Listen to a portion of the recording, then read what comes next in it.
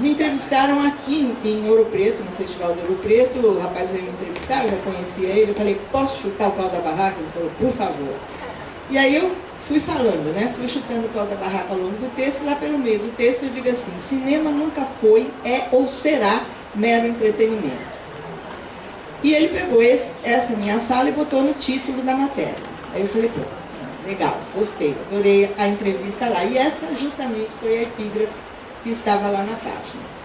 E isto é a segunda etapa, né, de uma outra frase com a qual aí sim eu inaugurei minha vida de professora na área de cinema e educação, que é qualquer filme educativo. Eu passei 41 anos dizendo isso, enchendo a paciência de todo mundo com essa frase, né? Porque para mim não é o filme que é educativo, é a relação que o espectador estabelece com o filme. A gente nunca sabe quando que o filme vai nos tocar de uma determinada maneira, que nos transforme, né? Que nos altere. Aí, desde o momento que eu comecei a brincar com essa frase, né, qualquer filme educativo, vocês imaginam que eu comecei a dizer isso em 1970, em plena era da pornochanchada. E eu, logo a primeira vez que eu lancei a minha frase ao vento, assim, foi justamente num encontro entre professores.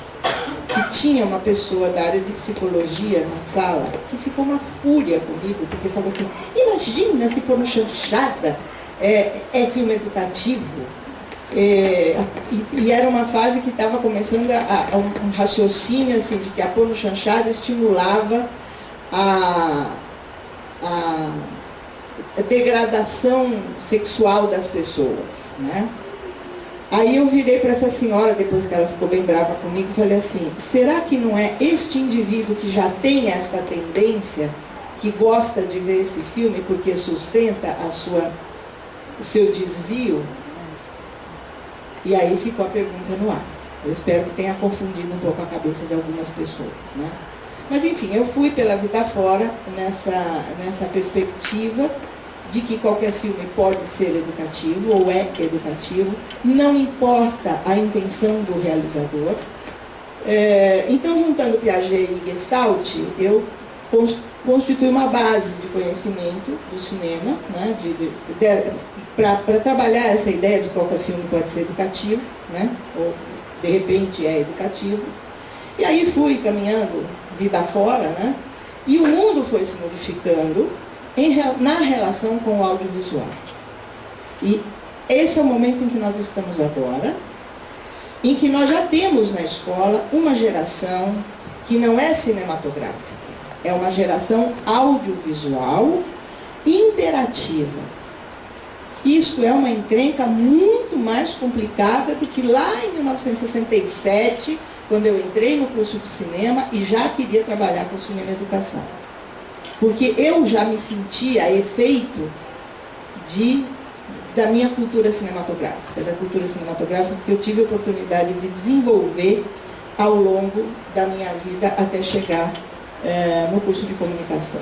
Cada vez mais há uma generalização de filme de porrada e de minissérie de gente imbecil. Aquela coisa né, da cultura americana. Isso está sedimentando a formação dos nossos alunos. E a gente precisa trabalhar isso. Não ser contra, tá? Porque isso é a referência afetiva deles. Se a gente começa a entrar na sala de aula e dizer, isso é uma porcaria, vocês não podem ver, papapá, a gente se desautoriza. Porque eu não tenho o direito de dizer para você que o que você gosta é ruim.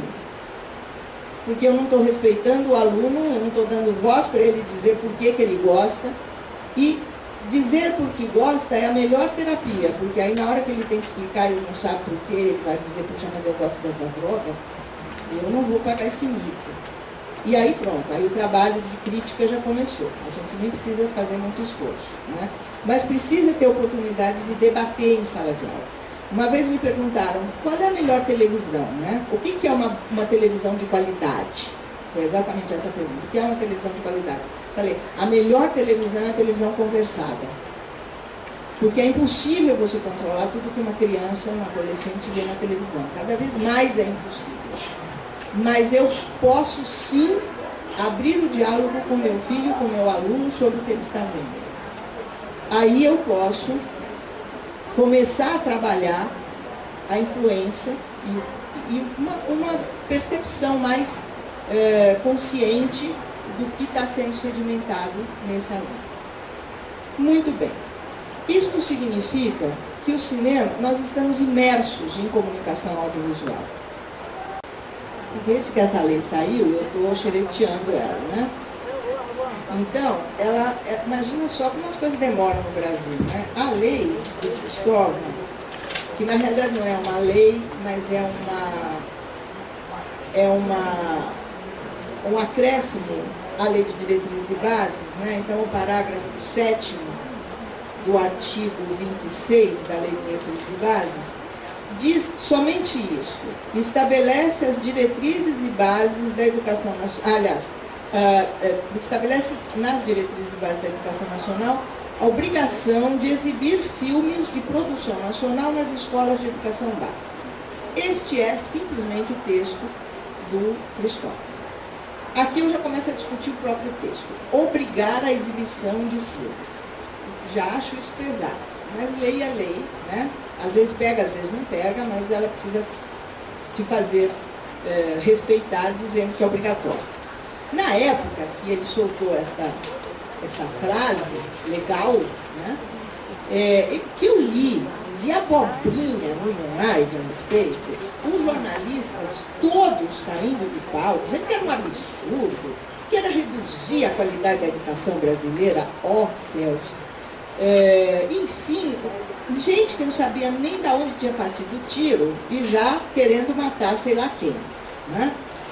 E muitos dizendo: isso aí é porque os filmes brasileiros são uma porcaria, o cineasta faz filme e agora, como ele não consegue ter público, ele quer vender para o governo para ganhar dinheiro. Então eu li esse tipo de absurdo na época. Muito bem.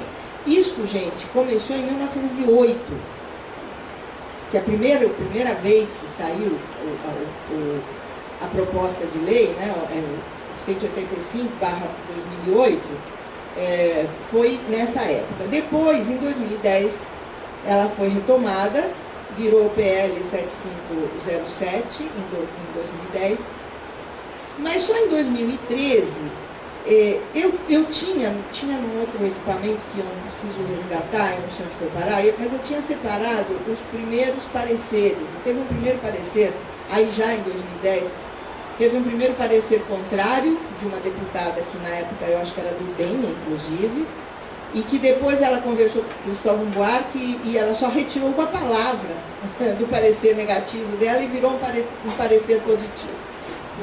Aí foi para a Comissão de Justiça, para a Comissão de Educação e Cultura, né? E em 2010 em 2013, conseguiu obter um parecer do deputado Vicente Cândido, né?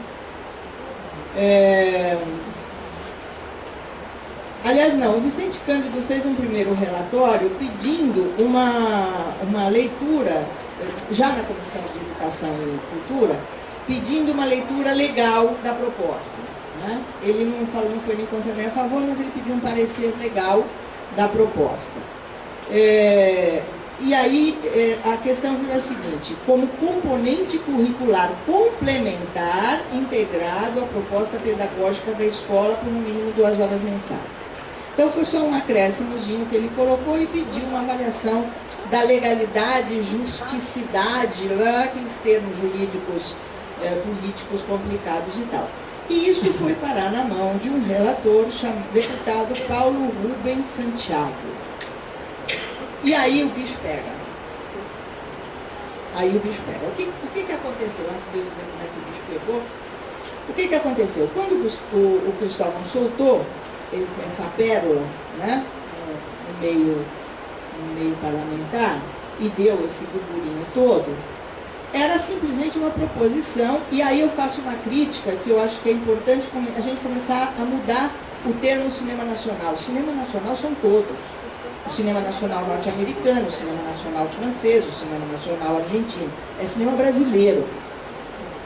E juridicamente é importante que seja cinema brasileiro, porque vai ter um dia que um maluco vai dizer cinema nacional chinês, e na Organização Mundial do Comércio vai ser aprovado assim. E a gente vai tirar o filme americano e botar o filme chinês, nacional chinês na tela. Então é bom botar brasileiro e não nacional, tá? Mas a lei fala cinema nacional. Então isso é um problema sério, né? Componente curricular complementar integrado à proposta pedagógica já é um pouco mais do que o Cristóvão Buarque propôs. Você já começa a realmente integrar dentro do meio educacional o uso do filme brasileiro. Tá? Mas não diz ainda de que filme, não diz de que maneira. Uma das coisas que se falou muito em 2010, 2011, 2012 era a criação de cineclubes dentro das escolas. Então o cineclube podia cumprir essas 2 horas mensais de filme nacional, de filme brasileiro e tal. Quando a gente discutia isso, várias vezes eu discuti isso em palestra, em aula e tal, eu disse assim, mas você pode cumprir as 2 horas mensais com curtas. Para isso você tem o Porta-Curtas, o Curta Agora, esses vários sites que tem curtas brasileiros, que você acessa pela internet, que você projeta numa aula. Numa sala de aula que tenha equipamento, você usa sem problema, você não tem que ficar indo atrás. Depois se criou a Programadora Brasil, que é um tipo de material para a sala de aula, para a escola, etc. Então tem várias formas aí de uso do audiovisual na sala de aula. E eu sempre disse, se a escola, isso já está escrito na minha tese de doutorado, que é bem velhinha já, mas eu dizia assim, você pode trabalhar com audiovisual na sala de aula simplesmente usando a cultura audiovisual do aluno. Então manda assistir o Fantástico no domingo e discutir na segunda-feira. Manda ver novela, a família vai achar esquisito que o filho vai ver novela porque a professora mandou. Mas pode, é uma forma de trabalhar audiovisual dentro da escola, não tem por que não fazer. Né? Esse texto do Cristóvão Buarque, com isso que o Vicente Cândido agregou em 2013, já existia na legislação. Porque isso já estava integrado no conteúdo preparatório da disciplina arte.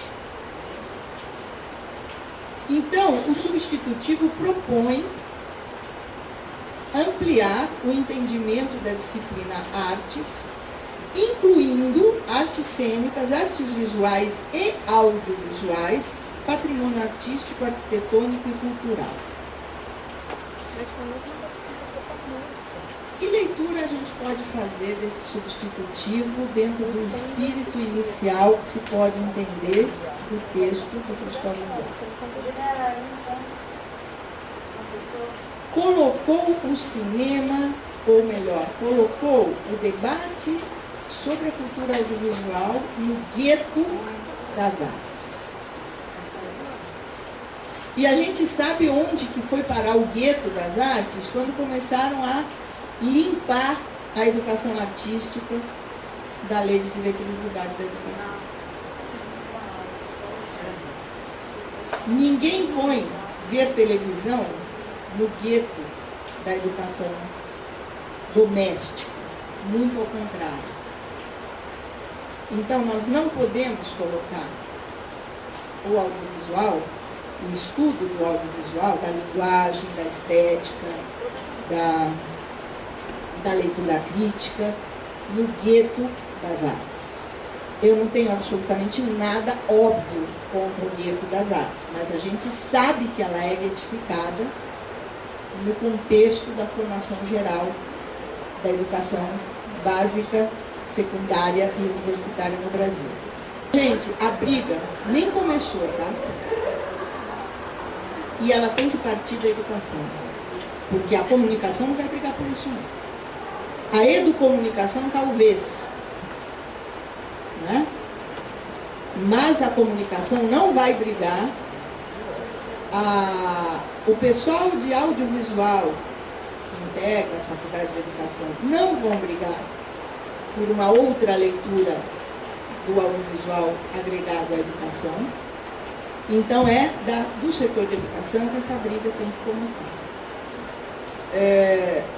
A redação final desse substitutivo foi publicada em 26 de fevereiro agora de 2014. Vocês conseguem todos esses textos na internet, tá?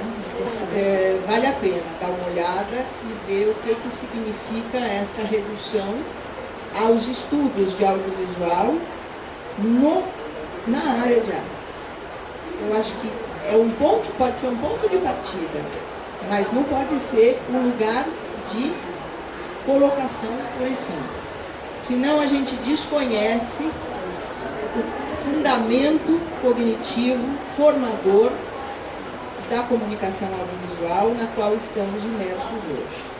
Hoje, ninguém mais é apenas espectador. As novas gerações são usuárias do audiovisual. O que eu quero dizer com usuário? É aquele indivíduo que vê, que produz, que coloca na rede, que recebe likes, não é? Ou não likes, que vira celebridade instantânea porque botou um vídeo no YouTube, que descobre que pode virar profissional disso, né? Que consegue filmar com o celular e mandar para passar no telejornal das 9, das 8, na Globo. Então, o entendimento do instrumento audiovisual como forma de comunicação hoje está na mão de qualquer criança de 6, 7, 8 anos. Vamos prestar atenção na importância disso. Agora parece que diminuiu, ou pelo menos a mídia parou de falar. As brigas na porta das escolas. Elas são audiovisuais, gente. Elas são a reprodução do filme que passa na sessão da segunda-feira. Então, essas coisas todas são pistas para a gente entender o papel do audiovisual hoje na formação do indivíduo, do ser humano, da criança, do adolescente. E o docente tem que interferir nisso, interferir no sentido de reconhecer que existe e isto é instrumento de trabalho em sala de aula. Agora, não pode ser um instrumento de trabalho só do ponto de vista da estética, da crítica, da aprendizagem da linguagem. Tem que ser um conhecimento de o que o audiovisual está formando na cabeça dessa garotada. Vai mais além da questão estética, vai mais além da questão da cultura cinematográfica, audiovisual, novelesca, seja lá o que for. E quando a lei abre o espaço de guetificação, ela é um perigo. Porque aí só o professor de arte vai ter direito de falar de cinema. E não pode ser assim. A gente tem que fazer todos os professores aprenderem a trabalhar o audiovisual nas suas aulas, nas suas especialidades, e de onde o professor vai partir para criar a sua metodologia, da sua própria experiência de espectador. O que acontece é o seguinte, a gente está num momento, a educação está numa encruzilhada, porque hoje, com essa familiaridade da garotada com as redes, né, com o uso da internet, elas têm acesso a um conteúdo gigantesco para o qual elas ainda não estão preparadas para selecionar e combinar, né? Nós ainda executamos uma escola que é linear, né? Que não tem ainda metodologias de desenvolvimento de autoconhecimento, porque hoje o parâmetro, o oferecimento é tão gigantesco que a gente precisa começar a desenvolver um autoconhecimento para saber o que realmente casa comigo, né? Quais são os meus gostos, minhas tendências, minhas aptidões, minhas competências, meus talentos. E eu vou enxergar o mundo a partir disso, né? E a escola precisa oferecer, primeiro, oportunidades do autoconhecimento. Quando se oferece a oportunidade de assistir e debater livremente, deixar o aluno dizer a opinião dele, é que nem psicoterapia. O psiquiatra não diz pra gente que a gente é doido, a gente descobre que é doido por causa das coisas que a gente conta pra ele. Então, discutir cinema, quer dizer, conversar sobre cinema, deixar o aluno falar, né? Tem vários ensinamentos. Além do sujeito ser obrigado a se manifestar, a elaborar aquela emoção, aquela vivência virtual intensa. Seja para o bem, seja para o mal, gostou, não gostou, odiei o filme. Então explica por que eu odiei o filme, com toda a liberdade de explicar. Isso, e ele não pode ficar explicando a vida inteira. Então ele vai ter que aprender a se expressar bem, a ter capacidade de síntese, a aguentar a gargalhada da classe do que ele falar, porque ele também vai dar gargalhada do que o outro falar. É uma educação social o debate. Sobre o filme, sobre a novela, sobre... A minha família não me deixa assistir novela. Por quê? Aí vai ser uma baita encrenca. No dia seguinte a família vai estar lá, pegando no pé do professor, do diretor, do coordenador pedagógico e tal. Mas a escola precisa se preparar para isso. Então, hoje, a educação, de um modo geral, não é só para o consumo do audiovisual. A educação, de um modo geral, precisa começar a oferecer oportunidade do indivíduo, desde pequeno, se reconhecer. Reconhecer seu gosto, reconhecer sua tendência, reconhecer as coisas que não gosta, por que não gosta. Aí ele já vai estar formando espírito crítico, ponto, é fatal, não é? E a partir disso, a escola ensinar o que ele vai capturar do mundo da informação que está aí e como ele vai combinar essa informação que ele capturou para produzir um conhecimento próprio personalizado. Isso é a nova pedagogia. Eu não sei como é que a gente elabora isso, mas eu sei que é isso que tem que ser feito agora. Porque não é só filme de montão que tem, é informação de montão também. Um monte de informação errada que a gente pega na internet. Um monte de informação mal intencionada que a gente pega na internet. Qual é o instrumento que eu tenho para distinguir isso? Com o que eu vou juntar? Com que lé, com que cré eu consigo juntar para fazer a minha leitura crítica, a minha visão crítica? Lembrando que crítica não é não gostar, tá? A palavra crítica tem a mesma raiz de crise, e a palavra crise é a mesma raiz de crescimento. Então a gente volta ao nosso velho e bom Jean Piaget, que diz que o conhecimento só se constitui a partir de uma motivação afetiva que desequilibra a estabilidade cognitiva que eu tenho. E na reconstrução desta estabilidade, porque ela é uma necessidade humana de ser estável, a gente construiu o conhecimento. Então, a educação hoje, mais que nunca, precisa partir desse princípio.